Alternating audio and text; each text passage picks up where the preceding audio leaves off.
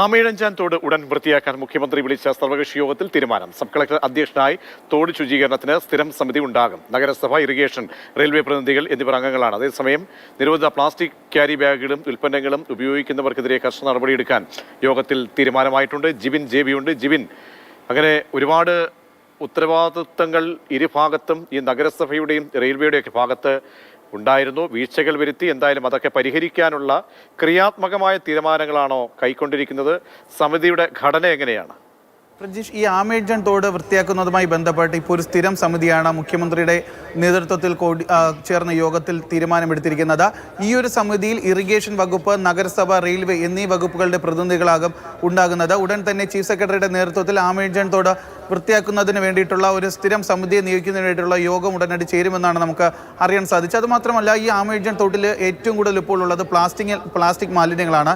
അതുകൊണ്ട് തന്നെ നിരോധിത പ്ലാസ്റ്റിക് ഉൽപ്പന്നങ്ങൾ ഉപയോഗിക്കുന്നതിനും അത്തരത്തിലുള്ള ഉപയോഗം തടയുന്നതിനും വേണ്ടിയിട്ടുള്ള കർശന നടപടികൾ ഉണ്ടാകും. ആമയിഴഞ്ചാൻ തോടിൻ്റെ ഭാഗത്ത് 40-ലധികം AI ക്യാമറകൾ സ്ഥാപിക്കാനും ഇപ്പോൾ തീരുമാനമെടുത്തിട്ടുണ്ട്. അത് പോലീസ് കൺട്രോൾ റൂമുമായി ബന്ധിക്കും. അതുമാത്രമല്ല, ഈ പ്ലാസ്റ്റിക് ഉൾപ്പെടെയുള്ള മാലിന്യങ്ങൾ ആമയിഴഞ്ചാൻ തോട്ടിൽ തള്ളുന്ന ആളുകളെയും അതുപോലെ അത് തള്ളാൻ വേണ്ടി ഉപയോഗിക്കുന്ന വാഹനങ്ങളുടെയും രജിസ്ട്രേഷൻ റദ്ദ് ചെയ്യാൻ വേണ്ടിയിട്ടുള്ള നടപടികളും ഉണ്ടാകുമെന്നാണ് നമുക്ക് അറിയാൻ സാധിക്കുന്നത്. അതായത് ഈ ഒരു ജോയിയുടെ മരണവുമായി ബന്ധപ്പെട്ടാണ് ഇപ്പോൾ ആമയിഴഞ്ചാൻ തോട്ടിലെ മാലിന്യങ്ങൾ നീക്കം ചെയ്യുന്നതിന് വേണ്ടി മുഖ്യമന്ത്രിയുടെ നേതൃത്വത്തിൽ ഇന്നൊരു ഓൺലൈൻ മീറ്റിംഗ് തന്നെ കൂടുകയുണ്ട്. ഈ ഒരു അവസരത്തിലാണ് ഇപ്പോൾ കർശന നടപടികൾ സ്വീകരിക്കാൻ വേണ്ടിയിട്ടുള്ള നിർദ്ദേശം മുഖ്യമന്ത്രി എല്ലാ വകുപ്പുകൾക്ക് നൽകിയിരിക്കുന്നത്. അതുമാത്രമല്ല, ഈ റെയിൽവേയുടെ അടിയിൽ കൂടി ഒഴുകുന്ന ടണലിൽ, ഈ 130 മീറ്റർ വരുന്ന ടണലിനുള്ളിലെ മാലിന്യങ്ങൾ കൃത്യമായി നീക്കം ചെയ്യുന്നതിന് വേണ്ടിയിട്ട് മുഖ്യമന്ത്രി റെയിൽവേക്ക് നിർദ്ദേശം നൽകിയിട്ടുണ്ട്. ആഴ്ചയിൽ ഒരിക്കൽ റെയിൽവേ എഞ്ചിനീയറിംഗ് വിഭാഗത്തിൻ്റെ നേതൃത്വത്തിൽ ഇതിൽ പരിശോധന നടത്തണമെന്നും മുഖ്യമന്ത്രി അറിയിച്ചിട്ടുണ്ട്.